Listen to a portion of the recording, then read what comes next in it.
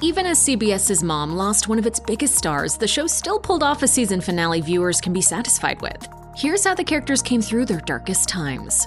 As a heartwarming sitcom that never gets cheesy, Mom is a rare beast. This isn't an easy trick for a show that often features multiple AA meetings per episode. A big part of what keeps the humor of Mom from being hackneyed is the way it honors the recovery process. Mom understands the careful balance of hope, grit, and focus necessary to staying sober. As it turns out, substance abuse is a matter close to the heart of the show's creative team. Cast member Kristen Johnston has reflected on her own history with addiction as per Today, and producer Chuck Lorre has made it clear how important he believes the show's message is in our modern world. Lorre told Variety, "Women helping women recover from the seemingly hopeless disease of alcohol and drug addiction provided this extraordinary ensemble of great actresses. In loving each other and supporting each other, they survive not as individuals. The me is overridden by the we." That we encompasses the stacked ensemble cast of Mom, including Mimi Kennedy, Jamie Presley, Beth Hall, and William Fichtner. Every episode uses hope and humor to navigate the lives of women in recovery, and the final season is no different.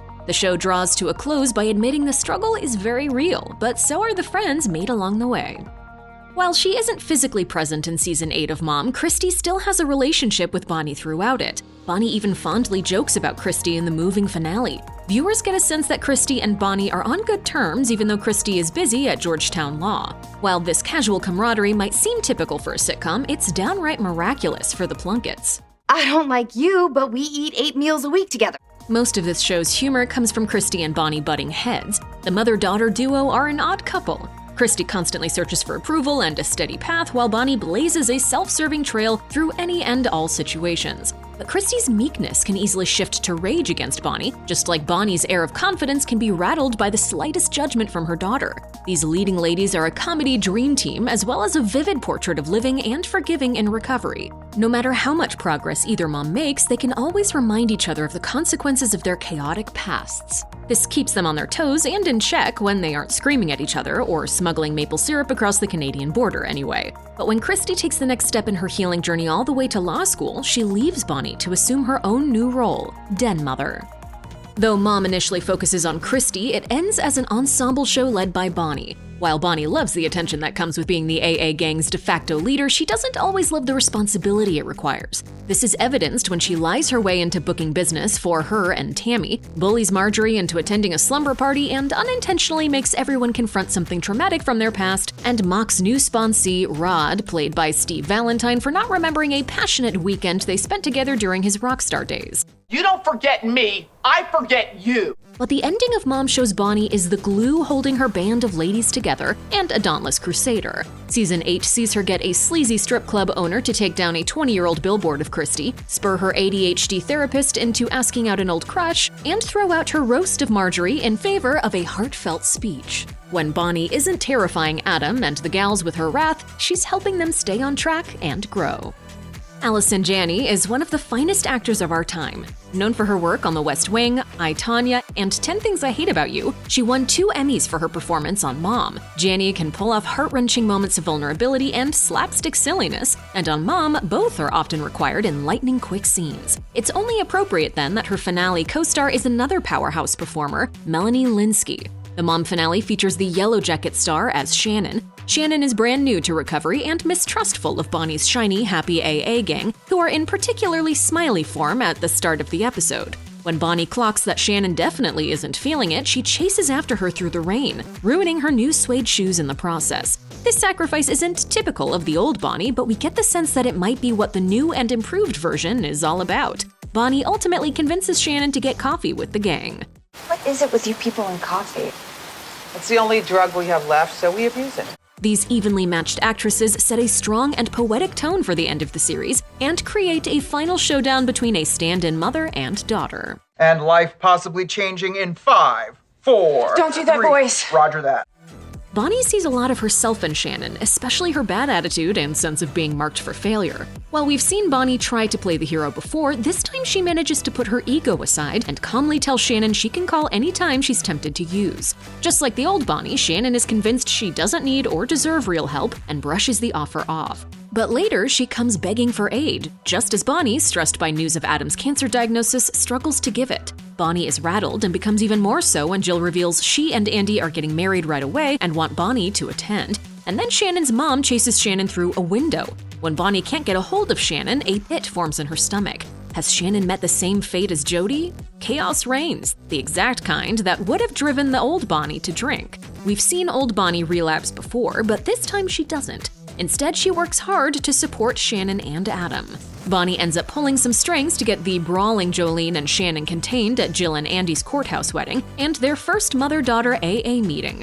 When Bonnie addresses the room with her moving final share, we see an echo of her and Christy and Shannon and Jolie. This makes it clear how far she's come. While the AA meetings of Mom see their fair share of guest stars, Marjorie is on the show from episode 1. Mimi Kennedy portrays the eccentric hippie with a nuanced mix of tenderness and tenacity. Marjorie is more than her love of cats and velour tracksuits. She's struggled with addiction, feelings of failure, and motherhood. But with Bonnie and the gang by her side, she gets a second chance. Mom celebrates Marjorie's long road to reconnection with her son in the Season 8 episode A Community Hero and a Wide Turn. Marjorie is nominated for a leadership award and soon discovers her formerly estranged son nominated her.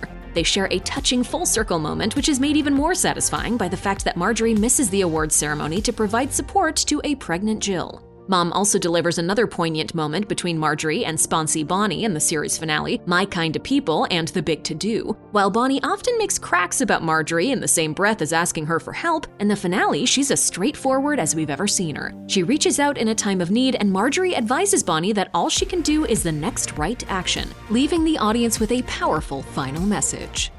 Comedy legend Kristen Johnston plays Tammy, Bonnie's friend and business partner. At first blush, you'd never guess Tammy held up a restaurant on Cops Eat Free night back when she was using. Tammy starts her journey on Mom searching for a family that won't fracture. Her own father murdered her mother, leaving Tammy to bounce around the foster care system. She spent some formative years with Bonnie and a few years in prison, but by Season 8 of Mom, she's a far cry from the person she once was. She has made amends with the steakhouse owner and even has a sweet and handsome limo driver boyfriend. Tammy's story arc sees her learn how to find hope and joy without substances and finally find a family worthy of her. Johnston is familiar with the recovery process. She wrote a memoir about her experience called Guts: The Endless Follies and Tiny Triumphs of a Giant Disaster. She told the New York Post, "I love being sober and the recovery community. It has given me such great gifts, and I count this job on Mom as one of them. I really do." No character provides as much extra comic relief on Mom as the unspeakably rich Jill, played by Jamie Presley. Jill's vanity and materialism are matched only by her desire to prettify her own pain and her longing to escape her haunted past. Jill blames her perfectionism for her bad luck in love, but in the finale season of Mom, she gets more than she bargained for in that arena. Jill finally allows herself genuine joy in the series finale. She's lived a lifetime masking her pain over her mother's death, her trouble conceiving a child, her bittersweet fostering experience, and her divorce. But while she often struggles with going with the flow of life rather than trying to control every inch of it, the finale of Mom sees her accept herself and her life as a joyful mess. She marries Andy in a courthouse while visibly pregnant as two grown women brawl behind her, and she couldn't be happier. Wendy, played by Beth Hall, is perhaps the greatest enigma on Mom, and not all of her mysteries are unraveled by the series finale. Wendy's emotionality and randomness are stronger than any other characters on the show, earning her many puzzled looks from the gang across the AA meeting room. While it isn't always apparent what's on Wendy's mind, her final season story arc sees her get out from under the shadow of her friends and into her own light. That's right, I'm funny. Weeping Wendy has learned to regulate her emotions significantly by the time the series ends. Often the show's most sidelined character, Wendy has learned how to stand on her own 2 feet by the finale and help others learn to find the same footing. Instead of working herself to death at the hospital and using substances to push through, Wendy closes the series as a rock-steady leader of the program.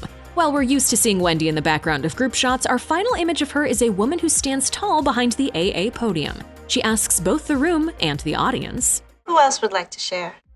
Adam lived life on the wild side until he lost the use of his legs. As Bonnie's new husband, he lives on a different wild side. Adam is the straight man to Bonnie's scheming clown and a charming, challenging, stabilizing force. For all of Bonnie's lioness qualities, her relationship with Adam spotlights her tender underbelly. When Bonnie confronts her fear of abandonment, deep-seated insecurities, and potential for growth, it's often because of Adam's encouragement, or because Bonnie is in the midst of a panic spiral about his safety. William Fichtner's pitch-perfect comic timing and dry-as-a-bone delivery always sets Bonnie to rights. But when Adam and Bonnie learn of his cancer diagnosis in the finale, Adam is suddenly the one in need of a stabilizing force. Bonnie, however, shakily steps up to support Adam in this climactic moment. She's a rock to her husband at the doctor's office and a blunt force object against his doctor's poor fish tank cleaning standards. When she insists they'll get through this together, the otherwise numb Adam is truly comforted. And she's going to make sure the team takes whatever the next right step is over and over again.